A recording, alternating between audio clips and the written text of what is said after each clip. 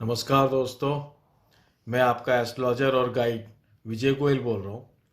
हम लाल किताब ग्रामर पे चर्चा कर रहे हैं और लाल किताब ग्रामर में भी जो लाल किताब 1941 है उसमें पेज 32 से लेके 35 के बीच में ग्रह दृष्टि नाम का चैप्टर है, उस पर हम चर्चा कर रहे हैं। तो पेज 32 पे मैंने पुरानी वीडियोस में आपको बता दिया है।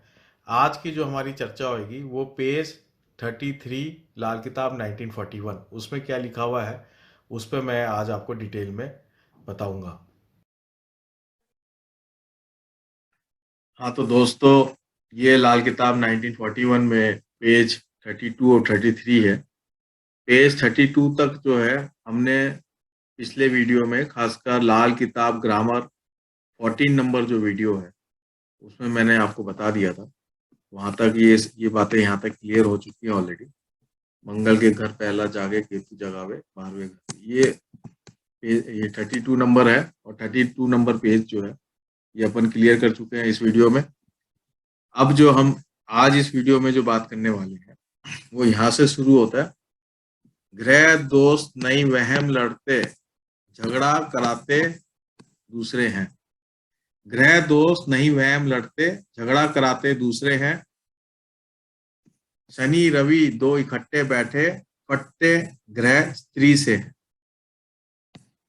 शनि रवि दो इकट्ठे बैठे फटते ग्रह स्त्री से है। इसका क्या मतलब हो सकता है दोस्तों? तो यहाँ पे क्या है, बहुत ही कंसाइज में पंडित जी ने जो है बातों को लिखा है और इसको थोड़ा डिटेलिंग में इन्होंने 1951 में लिखा है। 1941 बिल्कुल कंसाइज में लिखा है, तो मैं इसको थोड़ा डिटेल में आपको समझाना चाहता हूँ। पहली बात तो ये जो लाइन है, ये लाइन आप लाल किताब अगर 1952 देखेंगे, 1952 के अंदर, तो आपको ये पेज 172 में मिल जाएगा।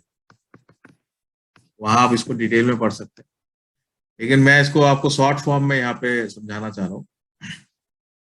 ग्रह दोस्त नहीं वहम लड़ते झगड़ा कराते दूसरे हैं, यानी कि जो दो दोस्त ग्रह हैं वो आपस में नहीं लड़ते हैं। दो ग्रह जो आपस में दोस्त हैं और अगर वो एक साथ कहीं पर बैठे हुए हैं तो वो आपस में लड़ेंगे नहीं। एक तो ये एक जनरल रूल है जो ये बात यहाँ पे बताई गई है। इसी प्रकार से एक जनरल रूल ये भी है कि दो दुश्मन ग्रह अगर आपस में बैठे हुए हैं तो वो एक दूसरे का नुकसान कर सकते हैं।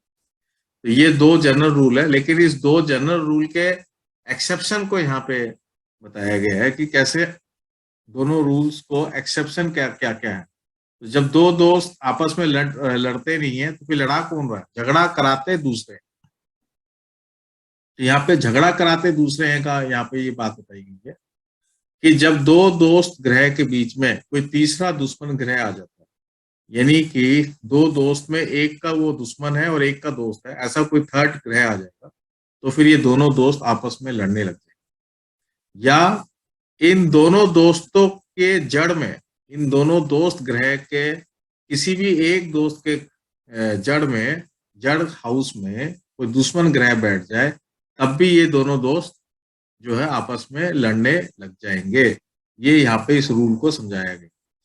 तो यहाँ पे अपन इसको इस तरीके से ले सकते हैं प्रैक्टिकली कि मान लीजिए कि दो दोस्त आपस में जो है किसी पार्टी में है या किसी ऑफिस में है या कहीं भी आपस में बैठे हुए हैं और अच्छा उनका व्यवहार है, लेकिन उसमें कोई तीसरा आदमी ऐसा आ जाए जो एक का तो दोस्त है और दूसरे का दोस्त नहीं है, तो वो आदमी आके उन दोनों दोस्तों के बीच में लड़ाई करवा सकता है। एक तो ये बात हो गई, यानी कि प्रत्यक्ष रूप से कोई तीसरा आदमी आके दोनों के बीच में लड़ाई करा सकता है।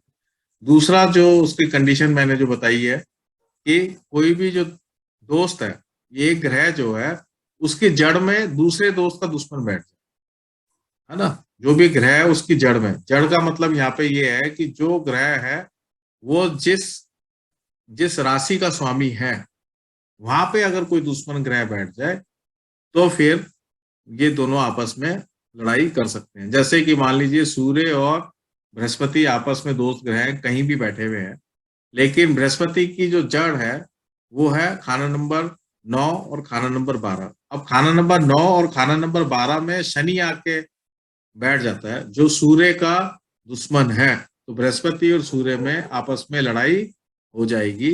ये मैं आपको बता रहा हूँ, ये यहाँ पे ये एक्सेप्शन है।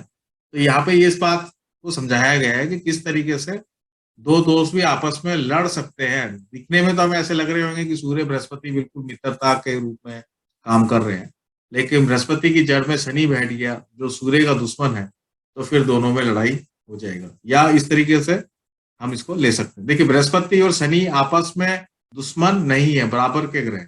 इस बात को यहाँ पे मैं एक एग्जाम्पल देके मैंने आपको ये बताया।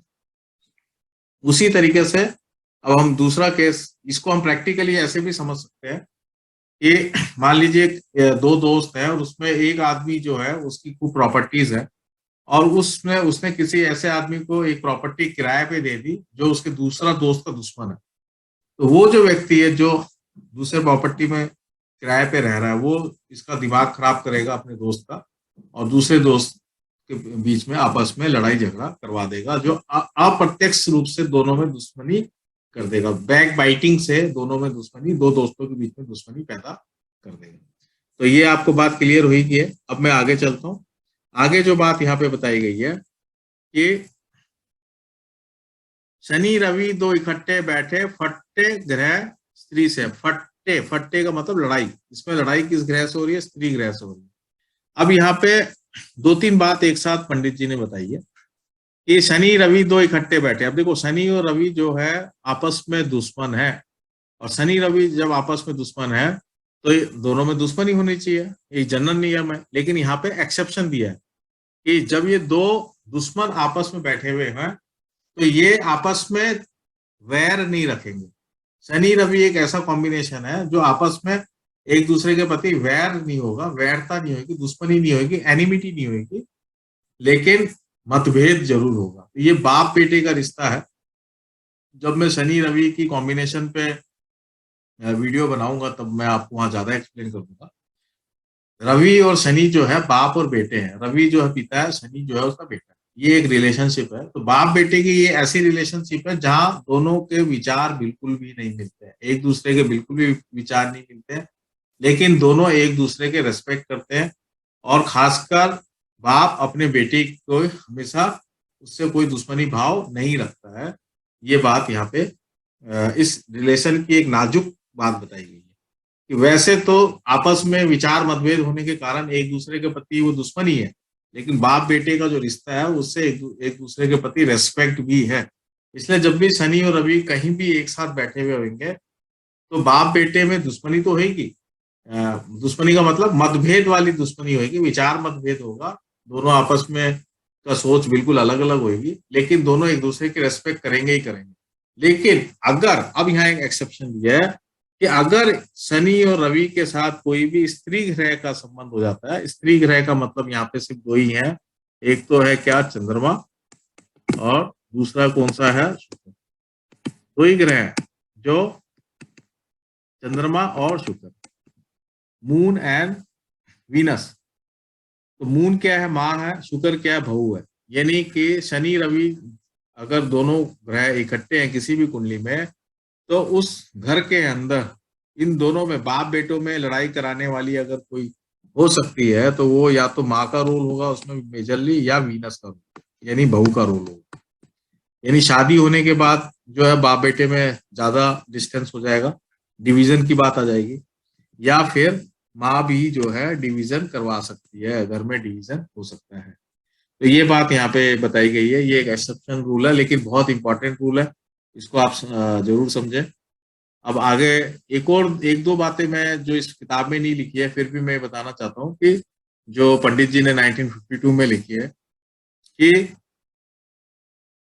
दो दुश्मन ग्रह अगर है ना, दो दुश्मन ग्रह के बीच में अगर बृहस्पति आ जाता है, दो दुश्मन ग्रह के साथ में कंजक्शन में युति के अंदर बृहस्पति आ जाता है, तो दोनों में दुश्मनी खत्म हो जाएगी। एक तो ये इंपॉर्टेंट रूल है जो आपको ध्यान रहना चाहिए। और दो दुश्मन ग्रह के बीच में अगर चंद्रमा आ जाता है, दो दुश्मन ग्रहों के बीच में मून आ जाता है, तो उन दोनों में, उस दोनों ग्रह में मित्रता आ जाएगी, है ना, फ्रेंडशिप आ जाएगी।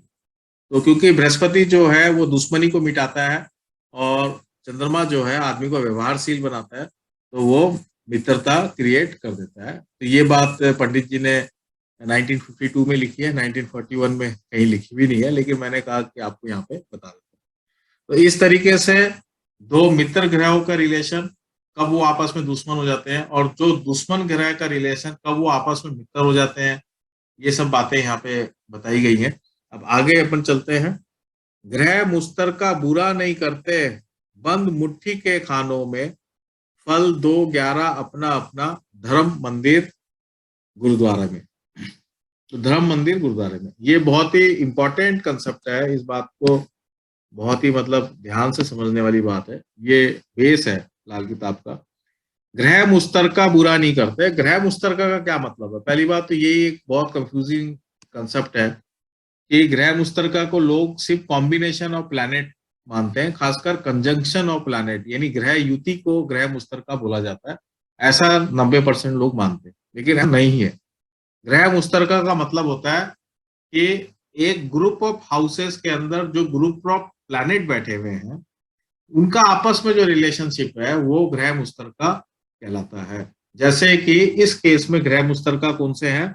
बंद मुट्ठी के खानों में। बंद मुट्ठी के जो खाने हैं, बंद मुट्ठी के खाने हैं 1, 4, 7 और 10। ये जो 1, 4, 7, 10 है, ये बंद मुट्ठी के खाने हैं, ये बंद मुट्ठी के खाने। तो 1, 4, 7, 10 के अंदर बंद मुट्ठी के जो खाने बनते हैं, इनमें जो भी ग्रह आपस बैठे हुए हैं 1, 4, 7, 10, यानी केंद्र में जो ग्रह बैठे हुए हैं, उनकी जो कंबाइंड इफेक्ट जो है, चारों घरों का जो कंबाइंड इफेक्ट है, उसको ग्रह मुश्तरका बोला जाता है। उसको ग्रह मुश्तरका का एक एक कॉम्बिनेशन बताया गया है। तो ये यहाँ पे क्या बताया है कि ग्रह मुश्तरका बुरा नहीं करते बंद मुट्ठी के खानों में, यानी कि जो केंद्र में जो प्लैनेट्स हैं वो आपस में बुरा नहीं करते, यानी कि दो दुश्मन ग्रह अगर आपस बैठे हुए हैं तो वो दोनों आपस में दुश्मनी नहीं करेंगे, बुरा नहीं करेंगे, जातक को बुरा नहीं करेंगे। यानी जातक जिसकी कुंडली में योग है उसके लिए वो बुरा नहीं, ये एक बात यहाँ पे बताई गई है।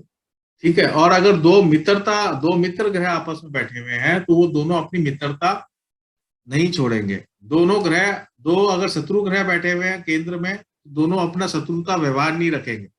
लेकिन दो मित्र ग्रह साथ में बैठे हुए हैं, दोनों मित्रता व्यवहार रखेंगे। तो यहाँ पे जो बात हो रही है वो खाली एक हाउस की बात नहीं हो रही, चारों हाउसेस की बात हो रही है। यानी खाना नंबर 1 में कोई ग्रह है और खाना नंबर 10 में कोई ग्रह है और दोनों आपस में दुश्मन है, तो वो आपस में दुश्मनी 1 और 10 नहीं रखेगा। लेकिन अगर दोनों आपस में मित्र है तो दोनों आपस में मित्रता जरूर रखेंगे। एक तो ये बात यहाँ पे इसमें क्लियर की गई है कि ग्रह मुश्तरका बुरा नहीं करते बंद मुट्ठी खानों में। ये आप पेज 172 लाल किताब 1952 में इसको डिटेल में समझाया है। खाली इन 2 लाइनों को 3-4 पेज में समझाया गया, तो उसको आप जरूर पढ़ें वहां पे। इसके अलावा एक और जो बात इसमें बताई गई है कि ग्रह मुश्तरका के अंदर जो बंद मुट्ठी के खाने, इसमें जो भी ग्रह हैं, ये जो ग्रह हैं, ये किसी भी प्रकार से उम्र में उस ग्रह के संबंधित रिश्तेदारों में और जानदार आशया में, उस ग्रह से संबंधित रिश्तेदार और जानदार आशया में कोई उम्र का नुकसान नहीं होगा। अगर आपस में दुश्मन भी है तो उम्र का नुकसान नहीं होगा, सेहत का नुकसान नहीं होगा। ये बुरा नहीं करने का यहाँ पे ये डेफिनेशन बताई गई है कि उनके जानदार आशयों के अंदर कोई उम्र या सेहत का नुकसान नहीं होगा, पहली चीज। और वो जो ग्रह हैं वो जातक को कोई बुरा नहीं करेंगे, ये दूसरी चीज। अगर उन दो ग्रहों में आपस में एनिमिटी है तो वो उनकी पर्सनल एनिमिटी हो सकती है, लेकिन जातक के लिए एनिमिटी नहीं होएगी। ये बात यहाँ पे इस लाइन में बताई गई है। मैं इस बात को बार बार इसलिए बता रहा हूँ क्योंकि बहुत इंपॉर्टेंट कंसेप्ट है जो यहाँ पे बताया गया। फल 2 और 11 अपना अपना, धर्म मंदिर गुरुद्वारे में। यहाँ पे ये दूसरा एक बहुत इंपॉर्टेंट कंसेप्ट है जो बिल्कुल सबको समझना चाहिए। फल 2, 11 अपना अपना, धर्म मंदिर गुरुद्वारे में। यानी 2 और 11 में जो भी प्लैनेट्स बैठे हुए हैं, जितने भी, अगर खाना नंबर 2 में बहुत सारे प्लैनेट का कंजक्शन है, या खाना नंबर 11 में बहुत सारे प्लैनेट का कंजक्शन है, या खाना नंबर 2 में भी है और 11 में भी आपस में प्लैनेट बैठे हुए हैं खूब सारे, या कोई भी बात है, ये सबका जो रिजल्ट आएगा यहाँ पे इंडिविजुअल रिजल्ट आएगा, कंजंक्शन वाला रिजल्ट नहीं आएगा। ये आधार है, लाल किताब के उपाय का आधार है। यहाँ पे ये जो बात बताई गई है बहुत लोग क्वेश्चन करते हैं कि हम जो है जो भी ग्रह का उपाय करना होता है तो हम ग्रह को मंदिर में ले जाते हैं, ग्रह की आशा को मंदिर में ले जाते हैं।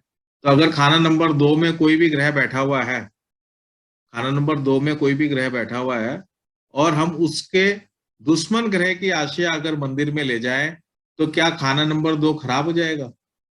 या खाना नंबर 11 में कोई ग्रह बैठा हुआ है और उसके दुश्मन ग्रह का आइटम हम गुरुद्वारे में ले जाएं, तो क्या खाना नंबर 11 खराब हो जाएगा? ये क्वेश्चन कई बार लोग कई धर्म संकट में डाल देते हैं लाल किताब को। ठीक है, तो धर्म मंदिर जो है वो खाना नंबर 2 है और गुरुद्वारा जो है वो खाना नंबर 11 है। तो मैं ये बात बताना चाह रहा हूँ कि यहाँ पे बिल्कुल पंडित जी ने क्लियर कर दिया है कि चाहे दो दुश्मन हो, चाहे दो मित्र हो, चाहे खाना नंबर 2 में चाहे 11 में, ये अपना अपना रिजल्ट देंगे, एक दूसरे के रिजल्ट में इफेक्ट नहीं डालेंगे। इसलिए कोई भी उपाय जब हम मंदिर में करते हैं या गुरुद्वारे में करते हैं, तो आपका खुद का खाना नंबर 2 या आपका खुद का खाना नंबर 11 खराब नहीं होता है। ये इसका सबूत है, ये इसका क्लैरिफिकेशन है यहाँ पे इस लाइन में। अब हम आगे चल रहे हैं, जो बहुत इंपॉर्टेंट बात है।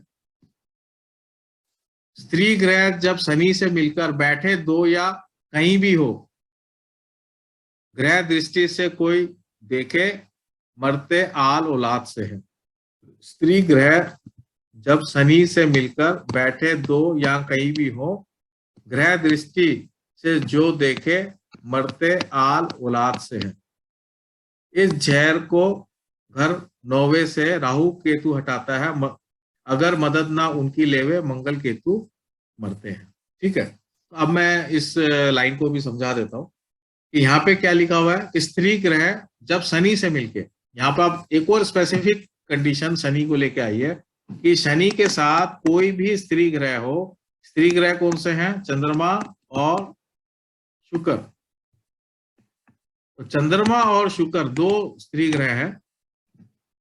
शनि के साथ अगर चंद्रमा है या शनि के साथ अगर शुक्र है, वो कहीं भी बैठे हो, यानी कि खाना नंबर चाहे 2 में बैठे हो चाहे कहीं भी बैठे हो, ये बात अब इंपॉर्टेंट है, यहाँ पे लिखे हुए हैं 2 के लिए एक्सेप्शन लिखा है, बैठे 2 में हो चाहे कहीं भी बैठे हो, इन दोनों ग्रहों को जो थर्ड प्लैनेट देखेगा, ग्रह दृष्टि से कोई देखे, थर्ड प्लैनेट देखेगा, यानी कि शनि चंद्रमा चाहे खाना नंबर 2 में हो या शनि चंद्रमा खाना शनि शुक्र खाना नंबर 2 में हो, या शनि चंद्रमा या शनि शुक्र कहीं भी बैठे हो कुंडली के अंदर, इन दोनों ग्रहों को एक साथ, इस युति को जब कोई थर्ड प्लैनेट देखेगा, मरते आल औलाद से है, यानी कि वो जो थर्ड प्लैनेट है, उस थर्ड प्लैनेट से संबंधित जो रिश्तेदार है, वो रिश्तेदार अपने उसके यहाँ औलाद नहीं होगी, उसके यहाँ औलाद नहीं होगी। बहुत इंपॉर्टेंट रूल है ये, आप समझे। जैसे कि मान लीजिए कि शनि और चंद्रमा जो है वो खाना नंबर 10 में बैठे हुए हैं, शनि चंद्रमा खाना नंबर 10 में बैठे हुए, और आप मान लीजिए कि कौन सा आप ग्रह लेना चाहते हैं, कि मान लीजिए बुध जो है खाना नंबर 4 में बैठे, तो बुध जो है शनि चंद्रमा को एक साथ देख रहा है, या मान, तो क्या होगा कि बुध जो है, बुध का मतलब यहाँ पे बुआ हो गई आपकी आशिया, या बहन बेटी हो गई। तो बुआ बहन बेटी उनके औलाद नहीं होगी, किसी के एक के औलाद नहीं होगी, मरते आल औलाद से, क्योंकि बुध देख रहा है शनि चंद्रमा को। यहाँ जब हम दृष्टि की संबंध बात कर रहे हैं, तो हम लाल किताब दृष्टि की बात कर रहे हैं। दृष्टि का मतलब यहाँ पे लाल किताब दृष्टि है, जो मैंने पहले वाले वीडियोस में आपको समझाया है कि लाल किताब की कौन कौन सी दृष्टि है, आप उसको पूरा अच्छी तरह समझ लें। तो यहाँ इसी दृष्टि की बात कर रहे हैं। उसी ढंग से आप अगर मान लीजिए मंगल देख रहा है, तो मंगल का मतलब हो गया कि उसके भाई के औलाद नहीं हो या साले के औलाद नहीं हो। ठीक है ना, मंगल कई बार ताऊ को, ताया को भी बोला जाता है, तो ताया के औलाद नहीं हो। तो इस तरीके से हम इसको ले सकते हैं, ऐसे हम अलग अलग कॉम्बिनेशंस बना सकते हैं। अब इसको क्या लिखा, इस जहर को घर 9वें से राहु केतु हटाते हैं, मगर मदद ना उनकी लेवे मंगल केतु मरते हैं। यानी कि अगर ये प्रॉब्लम आ रही है, तो इस प्रॉब्लम को दूर करने के लिए जो है राहु केतु के उपाय किए जाते हैं और खाना नंबर 9 की मदद दी जाती है, यानी खाना नंबर 9 को ठीक किया जाता है, राहु केतु का उपाय किया जाता है। अगर हम ये उपाय नहीं करेंगे तो मंगल और केतु जो है मरते हैं। मंगल केतु का मतलब, यहाँ केतु का मतलब संतान हो गया, आल औलाद हो गई, और मंगल का मतलब हो गया संतान उत्पत्ति करने की जो ताकत है ना, जो संतान उत्पत्ति करने की जो ताकत है वो यहाँ पे मंगल है। तो ये इस बात को यहाँ पे बताया गया है। इस बात को आप बहुत अच्छी तरह से समझ लें कि ये स्पेशल रूल है शनि चंद्रमा के लिए। मैं और भी एक और इस तरह का एक सिमिलर रूल है, आप मेरे एक वीडियो देखिए जिसमें मैंने बृहस्पति और चंद्रमा की कॉम्बिनेशन पे मैंने चर्चा की है। आप ग्रह मुस्तरका के वीडियो सीरीज देखें, उसमें मैंने बृहस्पति चंद्रमा की कॉम्बिनेशन जो है, तो बृहस्पति चंद्रमा की कॉम्बिनेशन में भी एक इस तरह का रूल था कि जब भी बृहस्पति और चंद्रमा इकट्ठे हैं, उसको जब थर्ड प्लैनेट देखेगा तो वो प्लैनेट खुद डिस्ट्रॉय हो जाएगा। वो उस कंडीशन को भी आप याद कर लें, जैसे यहाँ पे शनि चंद्रमा के लिए बोला, ऐसे बृहस्पति चंद्रमा के लिए भी ये बोला गया। तो ऐसे लाल किताब में बहुत सारे अलग अलग कॉम्बिनेशन हैं जिसको आपको मतलब ढूंढ ढूंढ के इकट्ठा करना पड़ेगा, क्योंकि सब चीजें सिस्टेमैटिक तरीके से लाल किताब में नहीं लिखी हुई है। कोई चीज कहाँ लिखी है, कोई चीज कहाँ लिखी है, तो इसलिए टफ पड़ती है। उसको सब चीज सिस्टमैटिक करने में हमें टाइम लगता है। इसमें मैं आज तो मैं आपको खाली यहीं तक ही ये बताऊंगा, और इसके बाद वाला जो है जो लाइन नंबर 7 तक ही बताऊंगा, इसके बाद वाला मैं नेक्स्ट वीडियो में बताऊंगा। लेकिन इससे पहले मैं आपको एक दो बातें और क्लियर करना चाहता हूँ यहाँ पे कि जब हम ग्रह मुश्तरका की बात कर रहे थे, इस लाइन को मैं दोबारा से ले रहा हूँ कि इसको मैं थोड़ा अलग तरीके से ले रहा हूँ कि जब हम ग्रह मुश्तरका की बात कर रहे हैं तो ग्रह मुश्तरका तो इस लाइन में तो केवल हम केंद्र की बात कर रहे हैं, है ना, 1 4 7 10। लेकिन जब आप लाल किताब 1952 में पेज 172 पढ़ेंगे तो वहां पे ग्रह मुश्तरका के बहुत सारे ग्रुप्स बताए गए हैं। जैसे कि कोई आदमी के बारे में हमें ये जानना है कि उसके खुद की जो है उम्र, उसकी खुद की बीमारी क्या रहेगी, कब आएगी, उसकी उम्र क्या रहेगी, तो उसके लिए जो कॉम्बिनेशन है वो है 8 2 4 3, 8 2 4 3, ये ग्रह मुश्तरका है। यानी कि इससे आप ये पता कर पाएंगे इन ग्रहों में जो प्लैनेट है और इनसे इन कॉम्बिनेशन से जो प्लैनेट है 8 2 4 3, इन कॉम्बिनेशन से इन घरों में जो प्लैनेट बैठे हुए हैं और इनका जो आपस में रिलेशन है, इससे हमें ये पता चलेगा कि उस व्यक्ति की उम्र क्या है, उसको जीवन में बीमारी आएगी नहीं आएगी। वो इस तरीके से हम बोल सकते हैं। ये भी एक ग्रह मुश्तरका का एक ग्रुप है। इसी ढंग से एक और ग्रह मुश्तरका का ग्रुप है कि कोई आदमी ये पूछता है कि मैं जीवन में कितना पैसा कमा सकता हूँ, कहाँ बढ़ सकता हूँ, क्या होगा, ये क्वेश्चन आता है। तो उसके लिए जो ग्रह मुश्तरका का जो ग्रुप है वो है 4 10 और 2। 4 10 2 है उसके लिए जो कॉम्बिनेशन है, 4 10 2। आपको 4 10 2 के अंदर आपको सारे प्लैनेट्स को चेक करना पड़ेगा और इनके आपस में क्या रिलेशनशिप, ये आपको चेक करनी पड़ेगी। इससे आपको ये पता चलेगा कि वो व्यक्ति जीवन में खुद कितना पैसा कमा सकता है, नहीं कमा सकता। वैसे ही एक और मैं आपको कॉम्बिनेशन बताना चाहता हूँ कि कोई व्यक्ति का विजन क्या है, वो कैसे जीवन में उसका क्या, किस तरीके से वो प्रोग्रेस करता है, उसका विजन क्या है, उसकी अप्रोच क्या है लाइफ की, वो किस तरीके से जीवन में सोचता है ना, वो चीज को पता करने के लिए राजा वजीर वाला एक ग्रह मुश्तरका सीरीज है जो है 1 7 8 और 11। 1 7 8 और 11 में जो प्लैनेट्स हैं और उसमें आपस में मित्रता शत्रुता की जो कॉम्बिनेशंस हैं, उससे ये पता चलता है कि व्यक्ति का एम क्या है, क्या वो रैशनल थिंकर है, क्या वो इलॉजिकल थिंकर है ना, धर्म से चलने वाला, अधर्म से चलने वाला है, वो क्या प्रायोरिटीज रखता है, किस चीज को ज्यादा प्रायोरिटी में रखता है, किसको लो प्रायोरिटी में रखता है, क्या वो स्ट्रेस में बहुत ज्यादा रहता है या बिल्कुल आराम से उसका जीवन रहता है। तो ये सब चीजें चेक करने के लिए उसकी अप्रोच क्या है लाइफ की, है ना, एमलेस है या फोकस्ड है, तो ये सब चीजें को पता करने के लिए 1 7 8 और 11 वो कॉम्बिनेशन है, उसको आप ध्यान रखें। 1 7 8 और 11, तो ये ग्रह मुश्तरका हो गए। तो ऐसे करके और भी बहुत सारे ग्रह मुश्तरका है कि अचानक पैसा कब आएगा, उसका लिए एक अलग से ग्रह मुश्तरका का ग्रुप है। भाइयों से, पिता से, इनसे कैसे संबंध रहेंगे, वो एक अलग ग्रुप है। इस तरीके से बहुत सारे 5-6 पंडित जी ने अलग अलग ग्रुप्स बताए हैं। उन ग्रुप्स की स्टडी करने से हमें ये पता चलता है कि जीवन के मुख्य मुख्य सवाल का आंसर ग्रुप हाउस से ही पता चलता है। तो यहाँ पंडित जी ये बताना चाह रहे हैं कि आपके क्वेश्चन का आंसर केवल एक हाउस और एक प्लैनेट नहीं है। एक ग्रह से आप किसी भी क्वेश्चन का आंसर नहीं निकाल सकते।